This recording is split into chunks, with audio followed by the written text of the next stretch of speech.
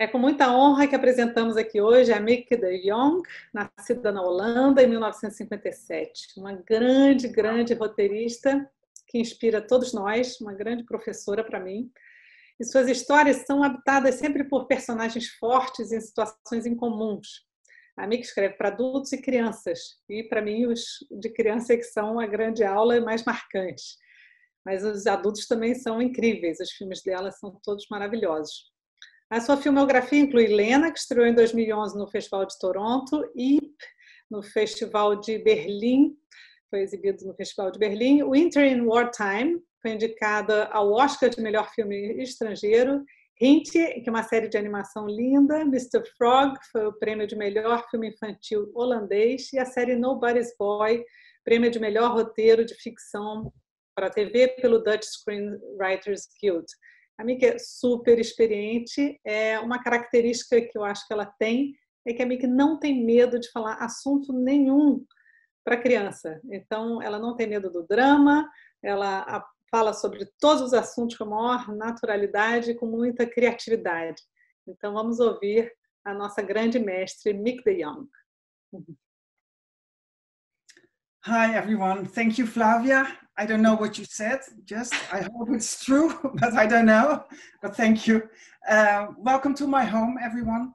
It's great that in these bleak times, we are able to meet online. And I want to thank Carla Esmeralda and her team for making this possible. I think it's a great opportunity.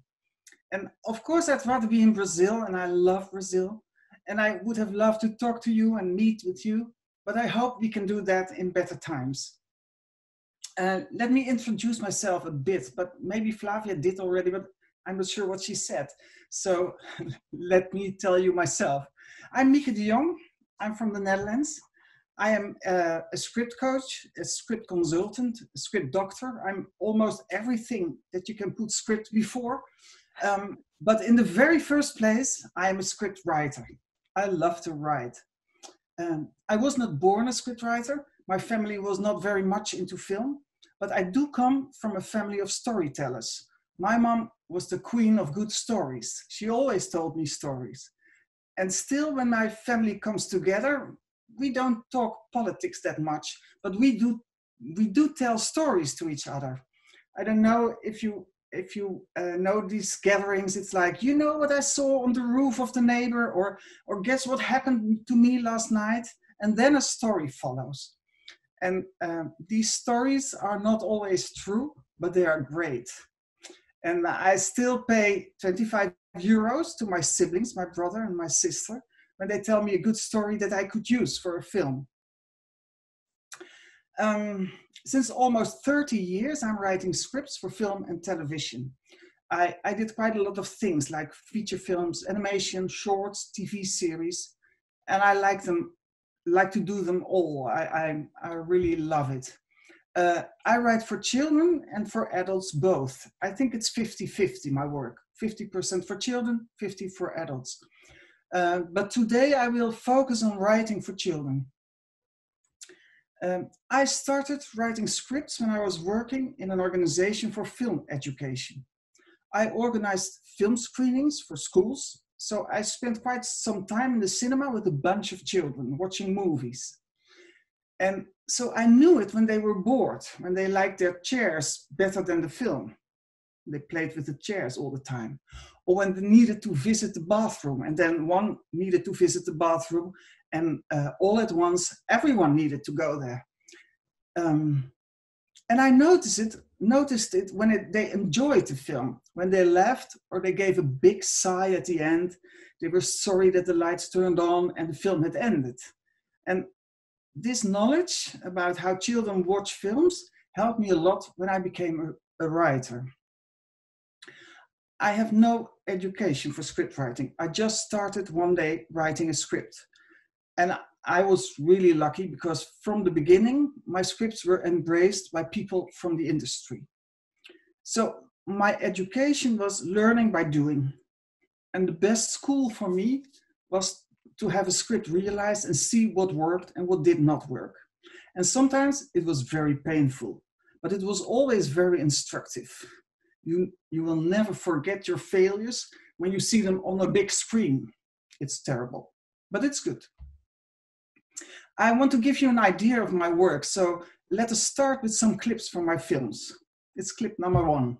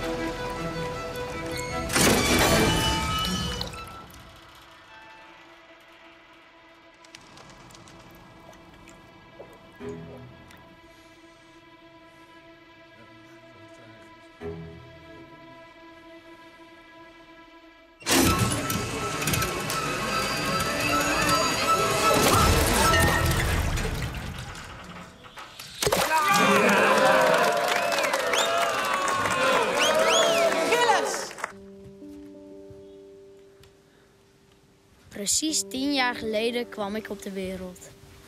Ik deed mijn ogen open en het eerste wat ik zag waren mijn vader en mijn moeder. Wat vind je van Tony?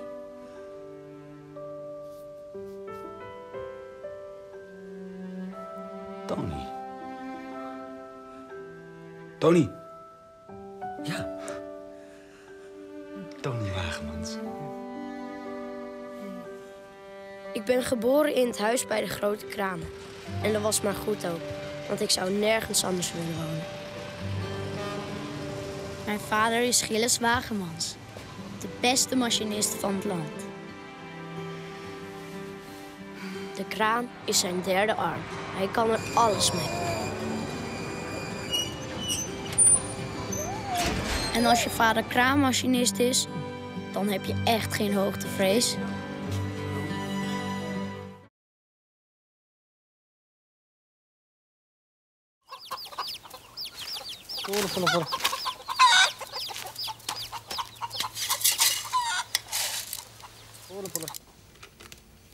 Zo.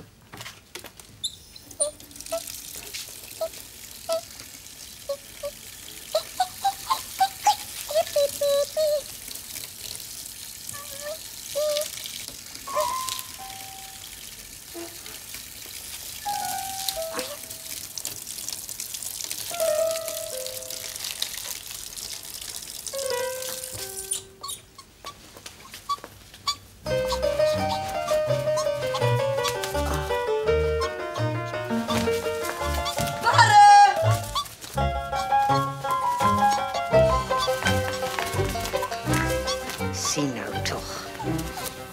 Wat is fladderen handig, dat heb ik nooit zo beseft. Weet je waar ik zit te denken? Ze heeft geen armen en ze heeft geen handen. Zij zou bijvoorbeeld nooit piano kunnen spelen. En dat zouden wij wel kunnen als we het konden.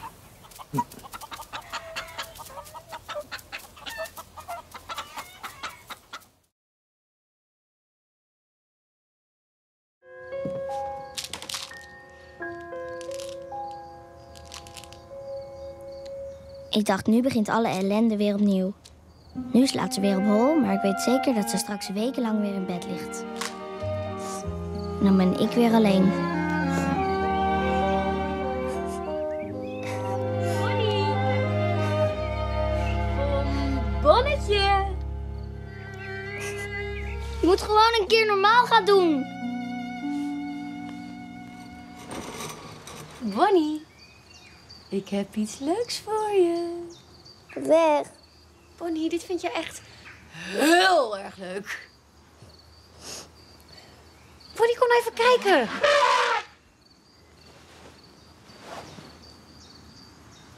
Ta-ta-ta-ta.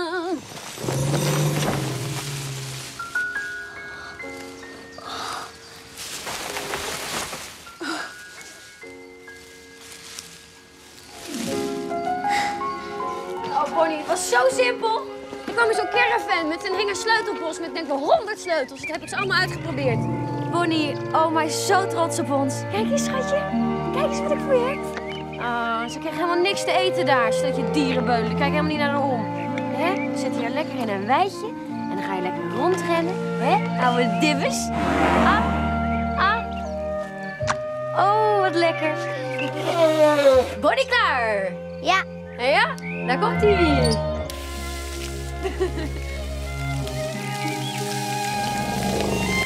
Oh, wat heeft hij lekkere dorst. Lekker water, hè? Lekker water. Ja,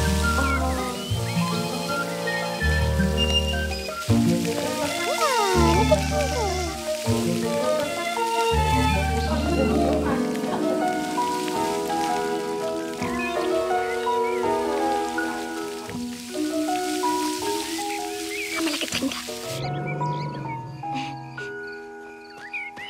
Bonnie, dat was Jorien van de jeugdzorg. Dat is een leuke vrouw. Heb je me nooit eens over verteld. Nou, in ieder geval, die komt even gezellig langs. Wat? Ja?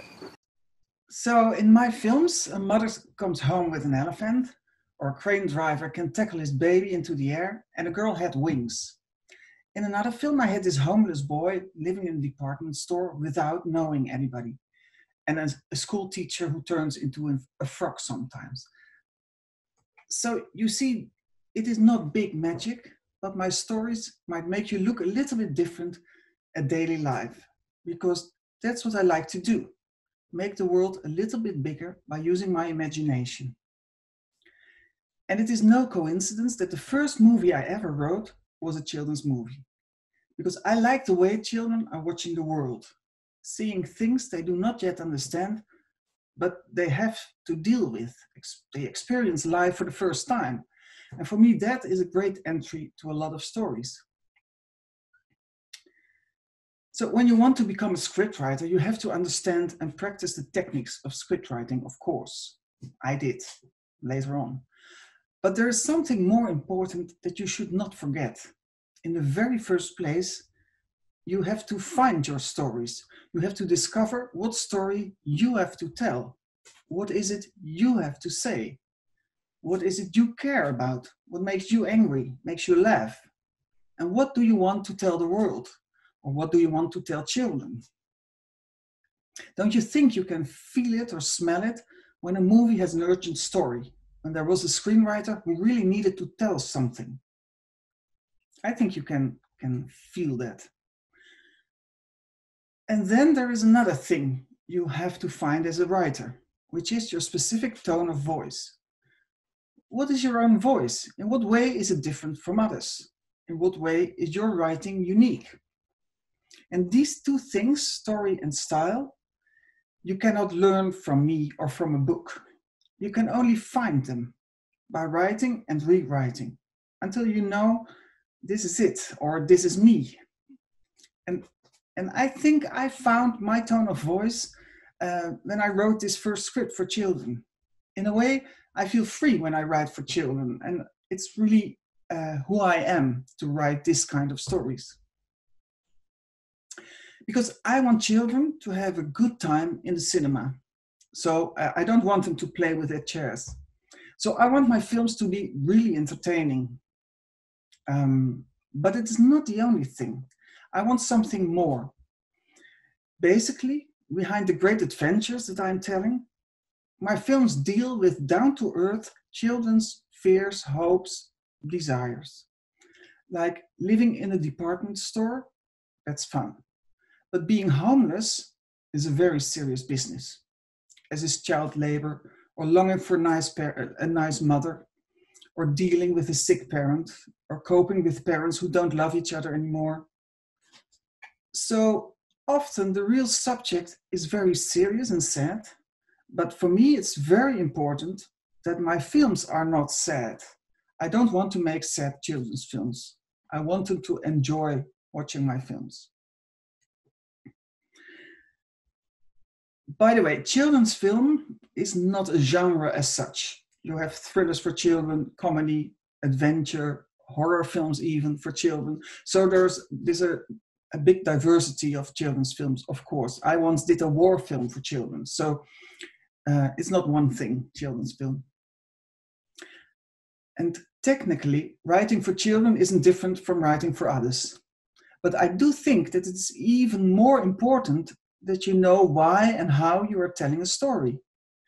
Children, because of their age, are open to a lot of things and very easy to manipulate. And movies can tell something about the world that is new for children. The world they're still exploring. So when I write a children's film, I feel responsible for the effect of my story. Even if I don't want to influence children, I do, and everyone does, of course. And nobody will ever question the importance of good literature for children. I think good films for children can have the same impact as good books. You can carry a good film with you for the rest of your life, as you do with books. And still, children's films are often seen as just entertainment, not very important. But like books, film can show different worlds, different people. You can live their lives for some time. You get to know what they feel or think. And so you can become a more understanding person by watching movies. I guess in Brazil it's the same as in the Netherlands. A lot of films come from Hollywood, children's films as well. And that's okay, there are great films coming from Hollywood and bad ones as well, but we're talking about the good ones.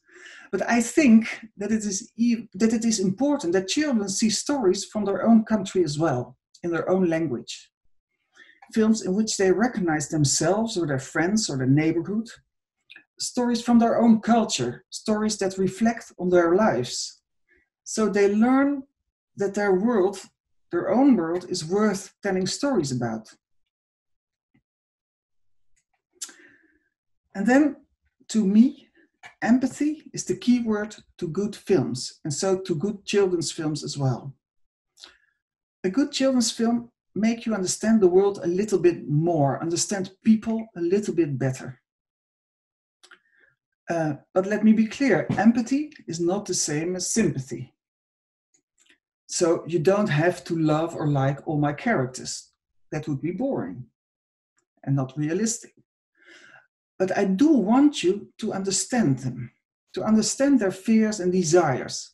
And I do want you to understand why they do what they do, even if you don't agree with them or when you think it's very strange what this character is doing. But you have to understand, and it's my work as a writer to make you understand this. And this sounds all very seriously. And I am serious about films for children, I am really, but not only serious. I think children deserve humor. Because I hope you agree with this, without humor, life is quite unbearable. And you can't make me happier than put me in a film theater and watching children who are laughing about what I've written. I really love that. And I think humor is an important weapon for children to cope with the world. So we have to give them these weapons. I just told you that in my work, I want to combine entertainment with content quality. And I want them both in the same movie. But how do you do this? How can you be bloody serious and entertaining at the same time? Well, let me give you an example. I wrote the script of Mr. Frog. That's a film after a famous book by Paul van Loon. It's a Dutch writer. The story is about a very ordinary teacher who has only one secret. When he thinks about frogs, he becomes one. Which is not a problem when he's at home, but which is really very inconvenient when he is at work, at school. So let me show you the first time this happens. This is clip number 2. Hoe gaat het met het plakken hier? Ja? Moet je eens kijken dat je hier nog wat lijnen zoekt. Je hem loslaten is goed hoor. Kwak. Kwak. Kwak. Kwak. Stoppen.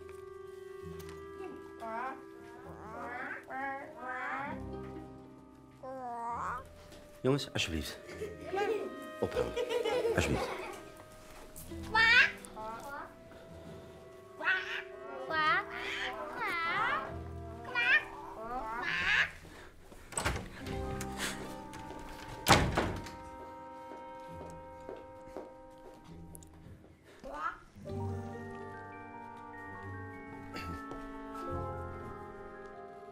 Doet hij dat? Wat doet hij, die trucmeester?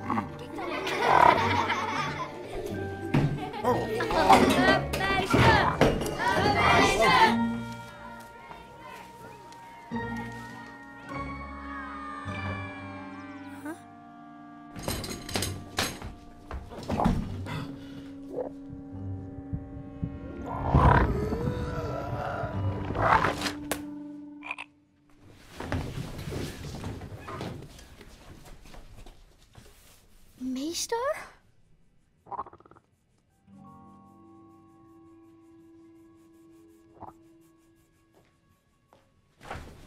Ja, Zitten. meester Frans. Waarom zitten uw leerlingen niet op hun plaats en waarom zijn ze niet muisstil?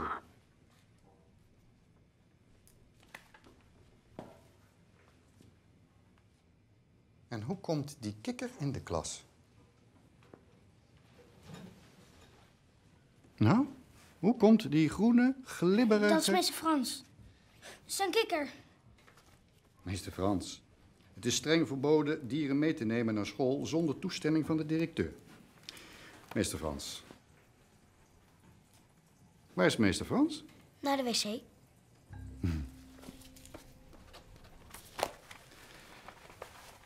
Goed. Dan zal ik jullie eens wat leren. Het dierenrijk is rijk aan dieren. Ik noem een vogel, een vis, een vleermuis, een varken.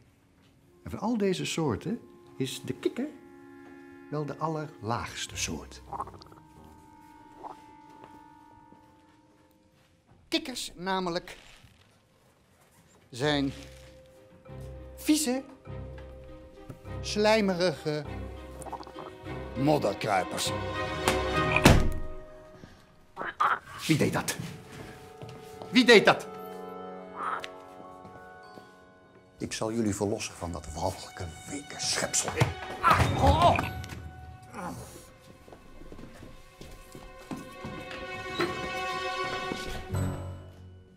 Waar is die kikker?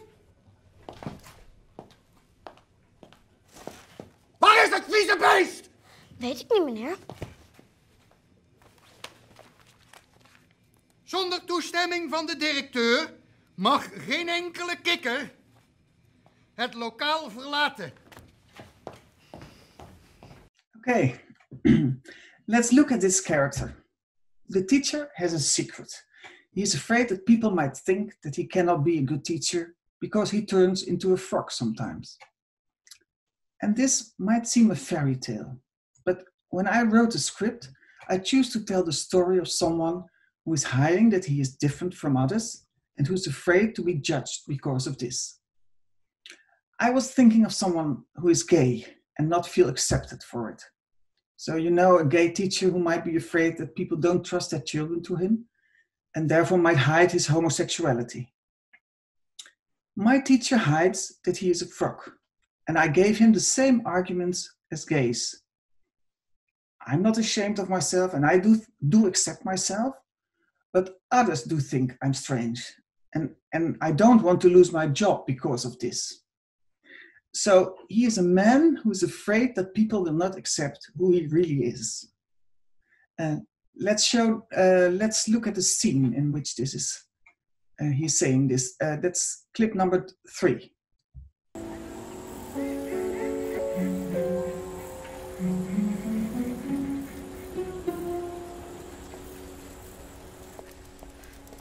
Ik heb nog wel slecht geslapen vannacht.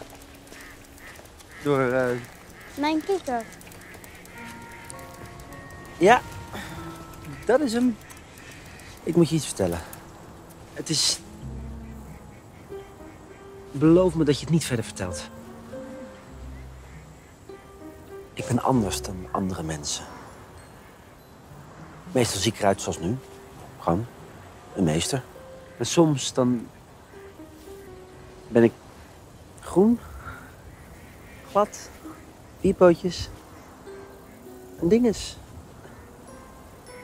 Een kikker? Het is een grap, toch? Nee, het is geen grap. Het is wie ik ben. Ik loop er niet mee te koop. Maar ik schaam me er niet voor. Helemaal niet. Weet je hoe ver ik kan springen? 5 meter, met gemak. En met windje mee? 6. Er zijn mensen die vinden dat iemand als ik geen goede meester kan zijn. En daarom zeg ik het tegen niemand. Ja? Sita, ben je achterop? Lekker slapen, meester. Je nagedroomd. Toch niet over kikkers, hè? Wat?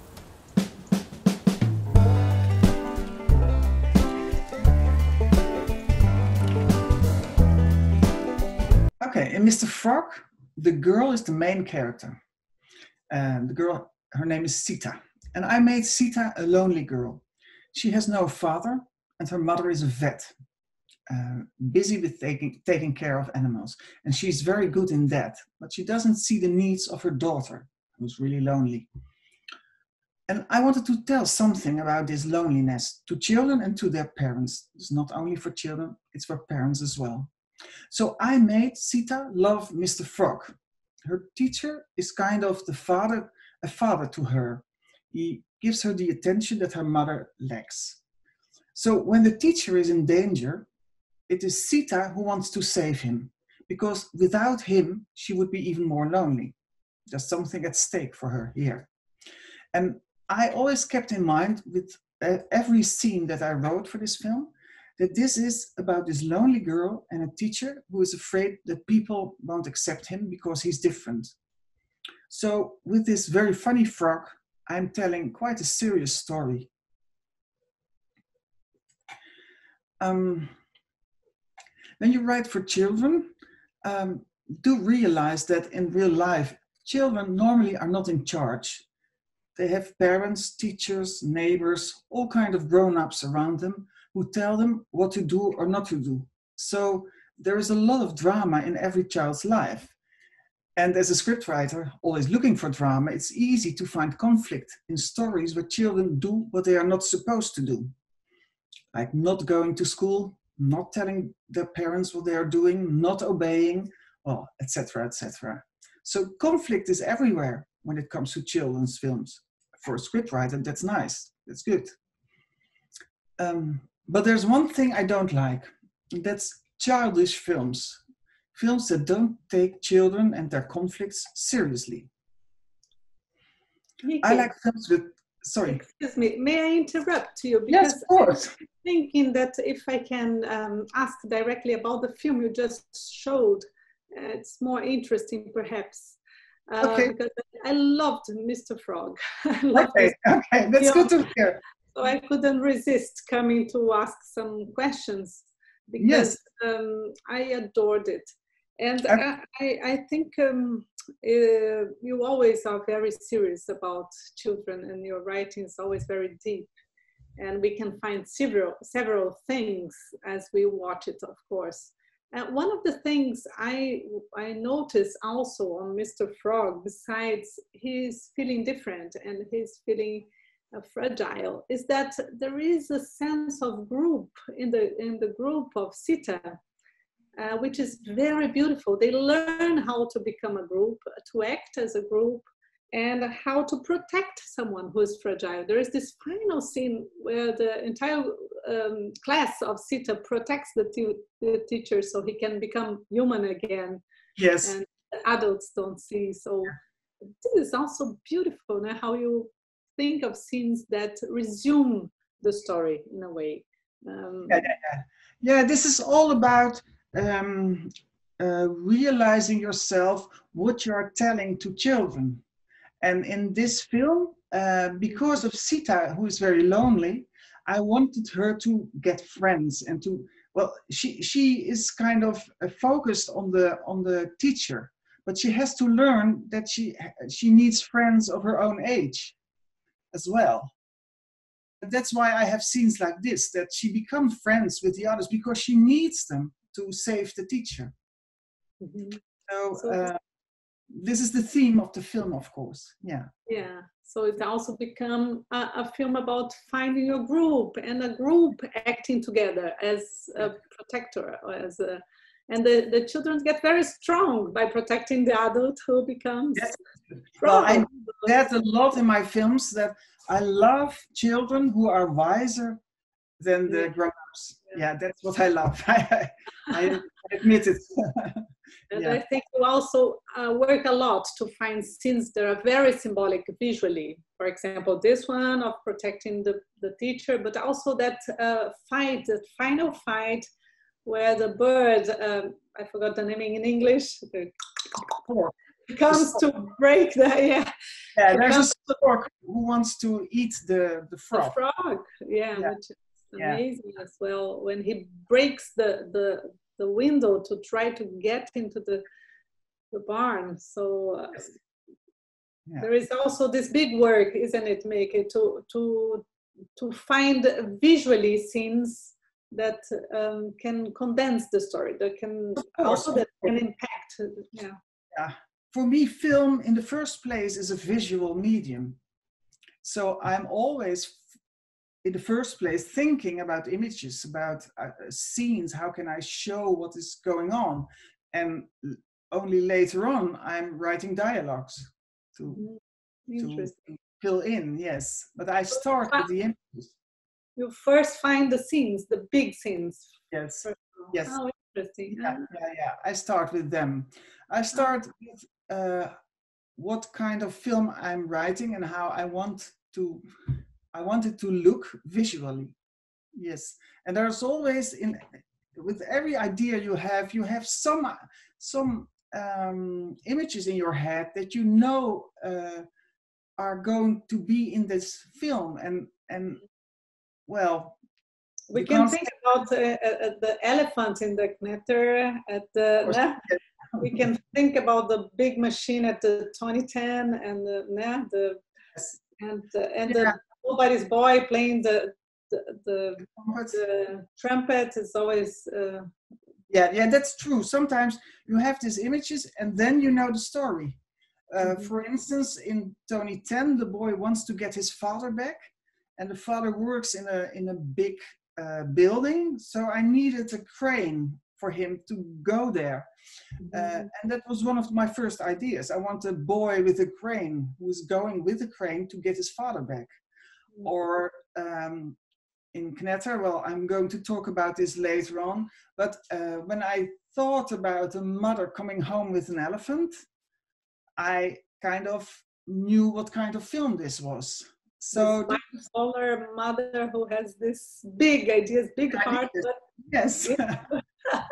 You have to understand that going home with an elephant is an act of love. You see, it's not just fun, but it is a big act of love, because the girl loves elephants. Of course, I set it up in the film that she really loves elephants. So when your mother comes home with an elephant, that's great. That's good for her. Yes. But you're right. I'm always first thinking about this kind of central scenes, and to build, well, the others around it, I think. Yes. Yeah. And I also noticed that the actor who does Mr. Frog is the same, the actor from The Father of Tony 10. Yeah? That's a great actor. He's a famous actor in the Netherlands. Yes, yes. Oh, yeah, because we noticed it's not easy to make Becoming a Frog, and he did it brilliantly. Well, some CGIs helped him, but yes, he does it very well. Yes, he's convincing. I think he's a good frog. Yeah, very good. Yes. Okay. I let you keep going, but I might come back if you want to talk particularly about the film. Interrupt me if you want. Okay. Okay. Well, I think I was with that I like films with complex characters. I like films with people, children, that move me and surprise me. The surprise is very important for me. By doing what you would never think they would do, but you still understand when you see them doing it. And by the way, a good children's film is not for children only. I think this is very important. A good children's film is just a good film for everyone, because every adult was a child once, so they can connect with the world of children. For adults, that's no problem. But it doesn't work the other way around. Children were not yet adults, so they cannot connect with everything from the adult world. You have to keep that in mind, of course. And when I write a script and I think of my audience, it's not only children, but their parents as well that I am writing for. I want them to like the film as much as the children do. As I did with Mr. Frog, The Lonely Girl, I say something to the parents of the children that are watching about loneliness in children. And I have another example of this from one of my other films called Knetter. Well, Knetter is the film with the elephant. It's called Knetter in Dutch, but Bonkers in English. That's a film about a 9-year-old girl, Bonnie. And she lives with her mother and her grandmother.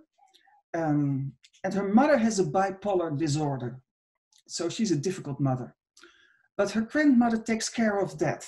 And she takes care of Bonnie. So it's a balanced threesome, the mother, the grandmother, and Bonnie. But then one day the grandmother dies in an accident. And this is at the end of the first act. And you see from that moment on that living with a bipolar mother is a hell of a challenge for a child. So the triangle has broken. And I wanted to show a girl that has to be wiser than her mother, just as I told you. I like that. And the scene with the elephant is from this film. The mother, in one of her manic moods, brings home an elephant. And the girl, she loves elephants. So for her, it's a great surprise. And it's a big problem as well, because an elephant in your garden, that's not easy. But let's watch the scene in which the grandmother has just died. So at the end of the first act. It's clip number 4. Ik had natuurlijk wel eens een dode vogel gezien en een platgereden kat. Maar oma was mijn eerste dode mens. Nee, ja, het is mijn moeder. Dat mag ook niet verzuinigen alsjeblieft. Het mag best wel kosten hoor. Je gaat maar 1 keer dood tenslotte dus. De meeste mensen zijn heel verdrietig als er iemand doodgaat. Maar mijn moeder sloeg weer op hol.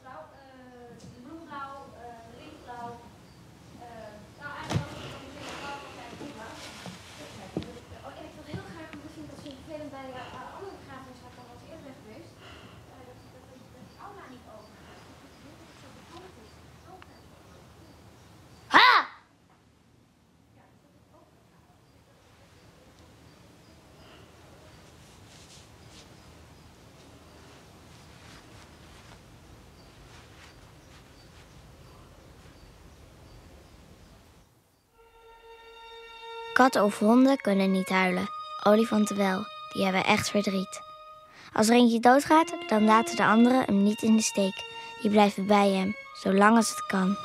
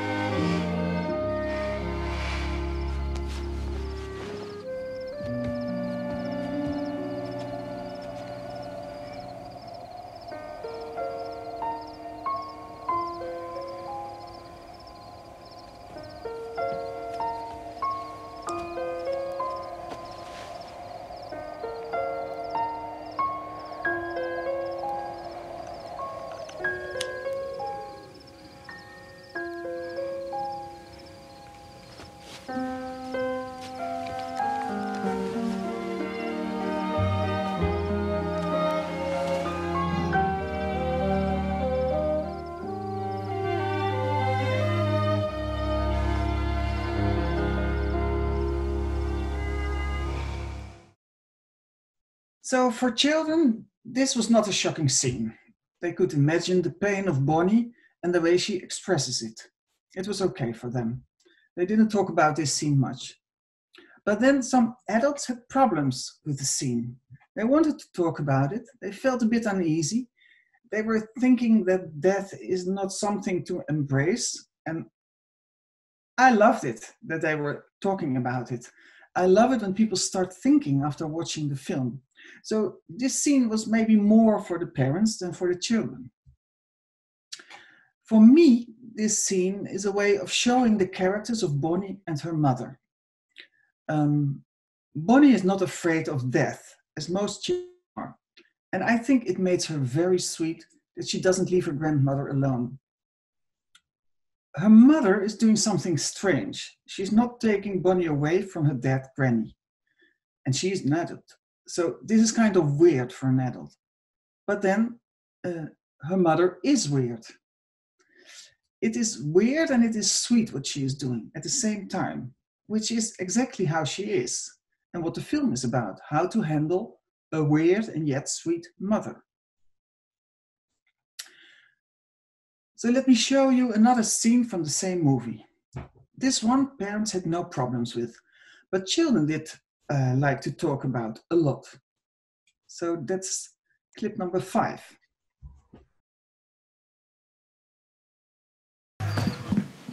Kijk eens, mam.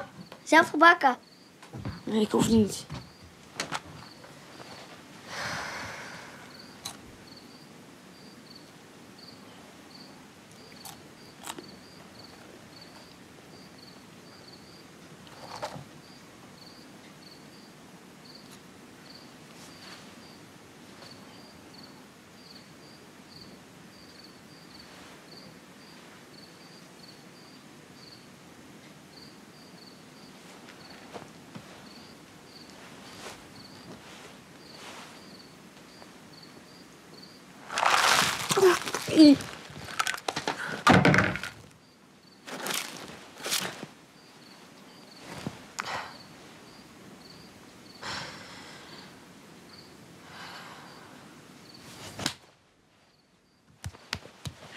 Auw! Auw, Bonnie! Auw! Auw, Bonnie!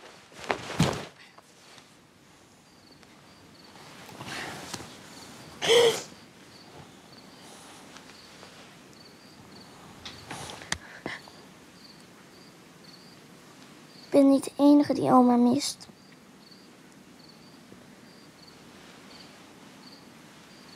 Children responded very strongly to Bonnie hitting her mother. They weren't shocked by the death scene, but they wanted to talk about this hitting scene. And some agreed, some disagreed with Bonnie, but they did understand her. They were connecting her story to their own life, their own relationship with their parents. Most of the children told me that they would never hit their parents. And I think that's very good, that they were talking about it and thinking about it. I think that as long as you take the point of view of a child, you can tell almost every story to children. For example, alcoholism doesn't seem a subject for a children's movie.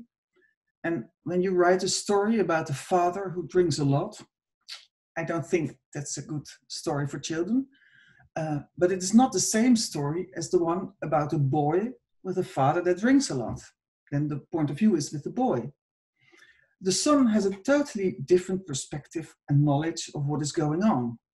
And for the boy, it can be very painful to see his father drunk, but it is still his father. And from his point of view, it can be funny too, a drunk father. Maybe when his father is drunk, it has some advantages, like the father forgets that it's bedtime, or the boy can return the empty bottles for money, and maybe he becomes very rich because of this. So the point of view of a child is very important in a children's film. And then, is it difficult to use the point of view of a child? This is a question I get quite a lot. And nobody ever asked me how it is to write about soldiers or murderers. And I did murder a lot.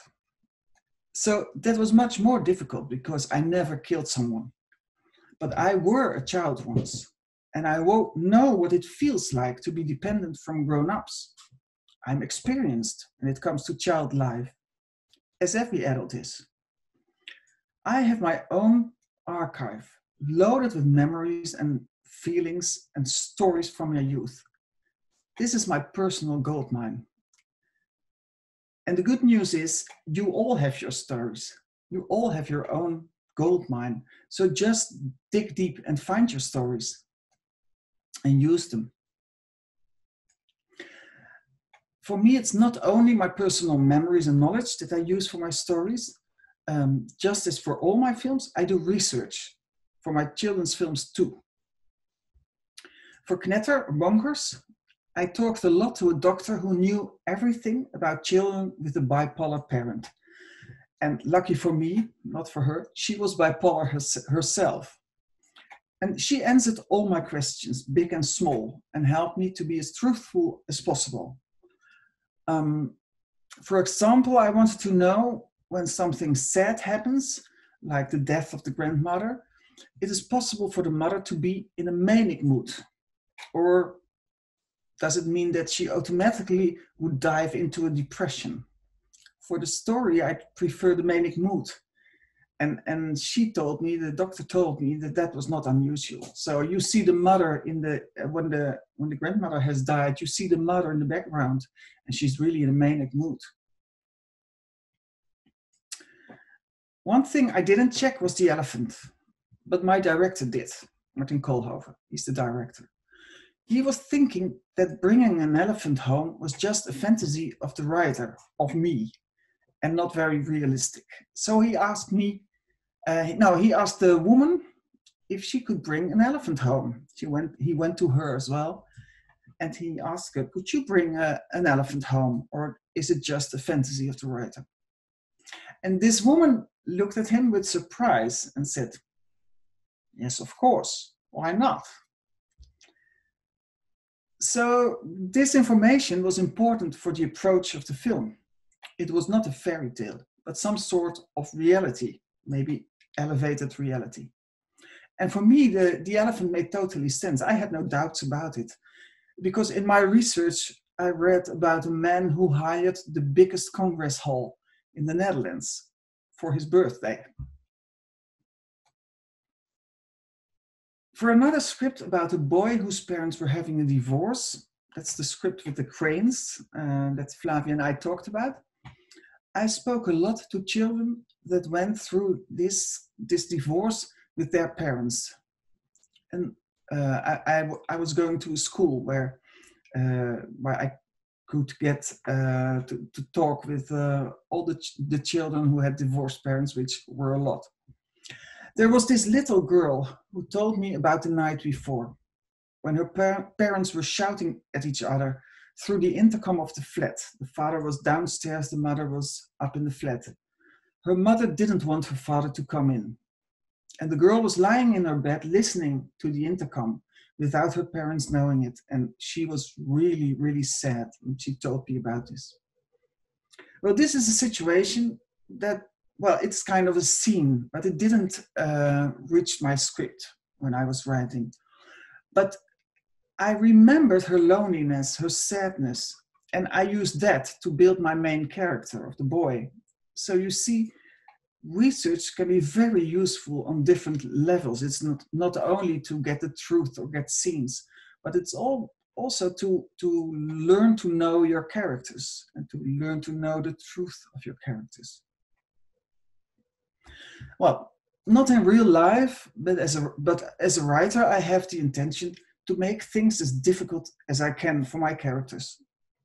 Because in hard times, you get to know people. And characters reveal themselves when in trouble. And only then we see who they really are, how they act, how they feel, what they wish for. So I make sure that I give my characters a really hard time. So I chase after them until they end up high in a tree, and then I start throwing stones to them and see what happens. And I let them never choose the easy way out. I make it really difficult.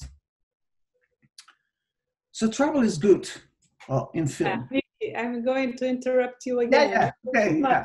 Because I know you're going from Knetter now to 2010, so I'll bring back a little bit of Knetter.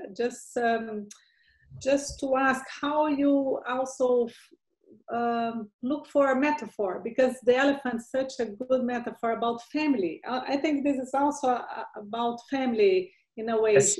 The girl Yeah. realizes she has a different family.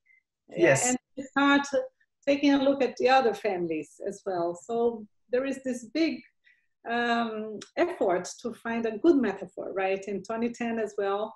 Yes. The big machine, the boy wants to feel strong, to save his father, because there is a fragility there. And the girl, she compares to elephants because she's taking a look at the other families in a way. So Well, how you find the good metaphor for your story? Yeah, I was very lucky with Knetter because, well, as I told you, I knew about the scene with the elephant. I thought this mother is doing something bigger than life because she's in a manic mood, and it has to be a present for her daughter because she's a nice mother, but she doesn't know how to show that really in a normal way. So she brings home an elephant. So I knew this when I started writing, and then I started to do my research on elephants. And I was so lucky when I found out that elephants really don't leave each other alone. When one of the elephants die, the other stays there. Well, of course, this is in the film. I didn't make this up. It's true. I've read it. So I was really lucky to find such a thing in my research. Yeah. Yeah, the scene of the girl hugging her grandmother dead is unforgettable. No? And also it's about her loneliness, because when the grandma dies, she has to take care of the mother. She feels lonely. No? Yes. Here again, this is a girl who has to be wiser than her mother, but she isn't, of course. She tries to be wiser, but she chooses for the wrong solution. I'm going to tell about this a little bit later on.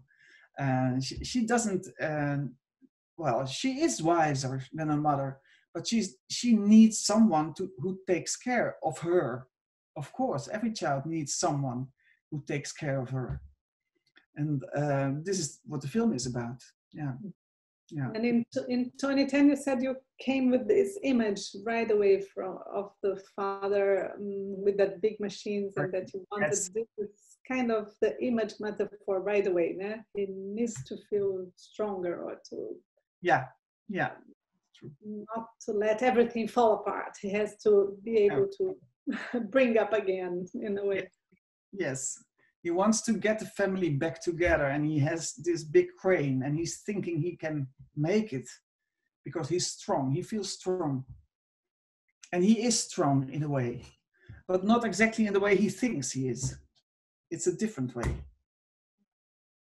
Yeah. Great metaphor anyway, again, the big machine and the boy conducting, but now let's watch it. I cannot talk about it before. Yeah. That's nice. Yeah. Okay. Shall I go on? I was talking about that I want my characters not choose the easy way out. I always make trouble for them. So trouble is good in film. But how much trouble can we show to a child? And is it true that a children's film needs a happy end? Well, this is something we just can think about. I have not only one answer for this, but I am a moralist when it comes to children's movies.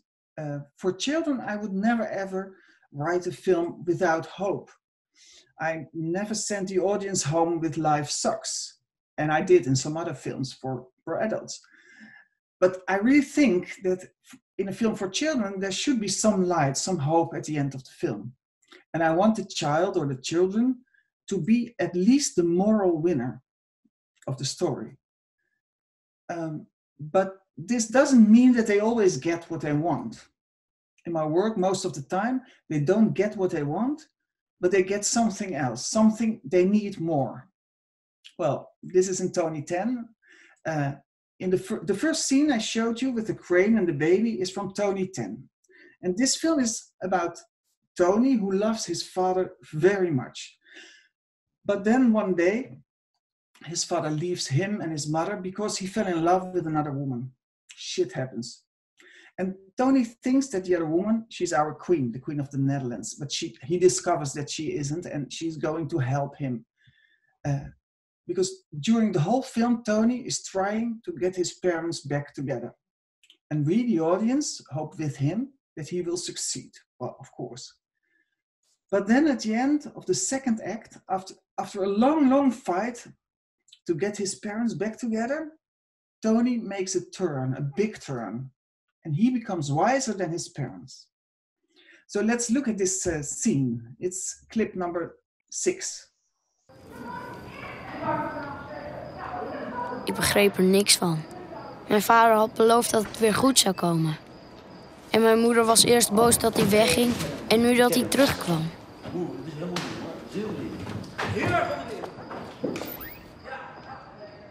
En toen moest ik aan Luus denken. Passen die van jou dan bij elkaar? Ik kon op mijn kop gaan staan of de koningin inschakelen. Maar het zou niet helpen. Ik zou een jongen worden met 2 tandenborstels en 2 honden. Ze passen gewoon niet bij elkaar. Ik ben niet van elastiek. Nee, maar van gewapend beton. Ach, hou toch op. Jij komt hier als een soort insect mijn huis binnensluipen. Hallo, mag ik hier komen? Mijn zoon woont hier, geloof ik. Dankjewel. Oh, is dat jouw zoon? Ja, ik vind Dat zou jij niet zeggen, hè, dat jij een zoon hebt. Wat doe je daar nou weer mee? Jij denkt echt dat je alles kan maken. Nou, niet dus. Hou op, ik ben gewoon moe en ik werk heel veel. Doe toch ook mijn best.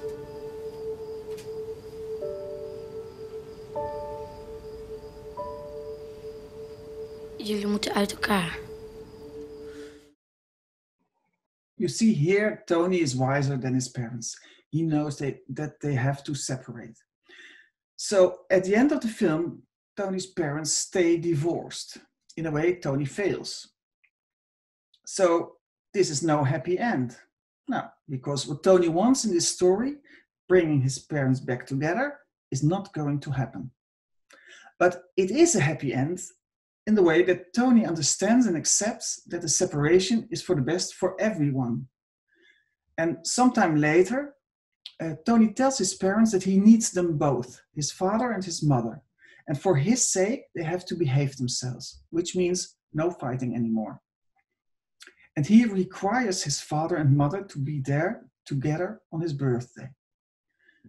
So Tony fails in a way, but he gets what he needs, a father and a mother that both take care of him. And this story ends on his 10th birthday with his parents, not married anymore, but together there for him. So after all, Tony is a winner, a moral winner. And well, this is what I often do as a writer. I let my characters want one thing and give something else. In another film I wrote, Spoon, a boy is looking for a new mother, but he doesn't get one. I gave him a new father. In Knetter, Bonkers, the film with Bonnie and her bipolar mother, Bonnie is longing for a little baby brother, so she would not be alone anymore. But she doesn't get a brother. She gets a new kind of grandma, a neighbor, a woman from the neighborhood who cares for her when her mother is depressed. And that is what she needed most, a real solution for her solitude. A baby isn't a real solution. She needed someone who takes care of her when her mother can't. Someone who let her be a child again. So I wanted to get a new triangle between mother, daughter, and a new sort of grandma. That's the real solution for her. Yeah, so you never deliver what the audience expects. You always bring a surprise in a way. Yeah? Unfortunately, we are running out of time here. Are we? Oh, but, yes, can you believe there is so much to talk and so much to show, and I'm a bit frustrated too, because I wanted to talk about Nobody's Boy, which is an amazing series. I just watched some chapters. And one of the things I'm always learning from you, Mieke, is that you are never afraid of making your characters suffer. You're never afraid of drama.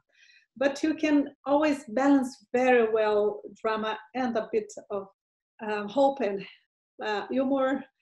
So, and in this sense, you can talk about anything.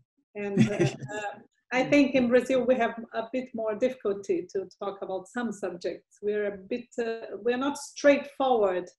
Talking yeah, about maybe it's very Dutch too. I think. Yeah, I think so. Yeah. But there is, it's very hard to find this balance, isn't it?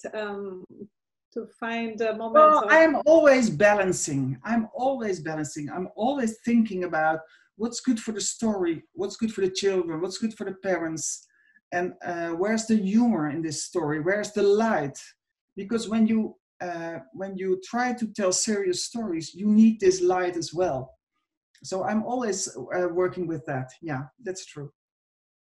Yeah, and Nobody's Boy, I think we're not going to be able to watch it here, but there is this wonderful character who's losing everything, and he's suffering a lot.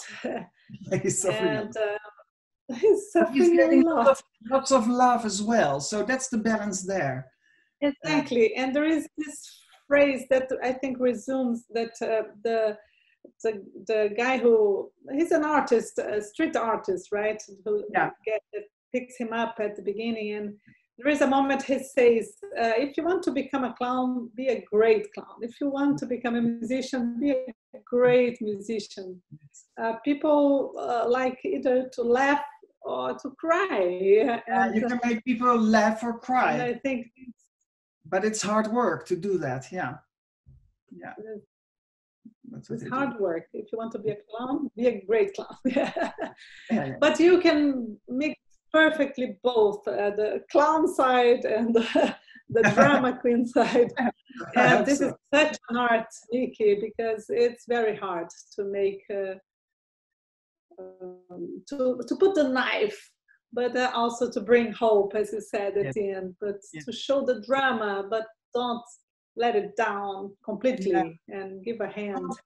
It is about taking children and their drama seriously. That's what I try to do.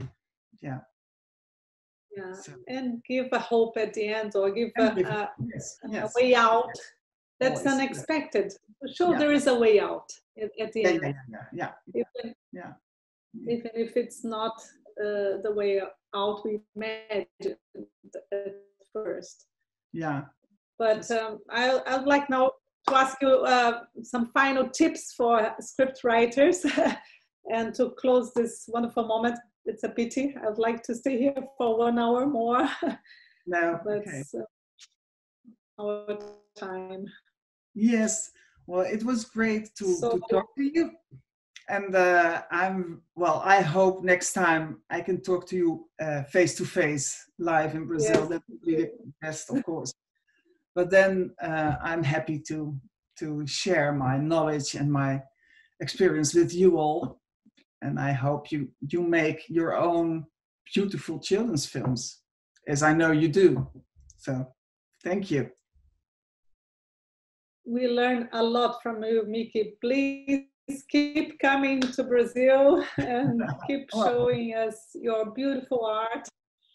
And there is a lot to learn about this, going deep on what we want to say really without being afraid. And I think we're always learning a lot from you, really. Thank you so much.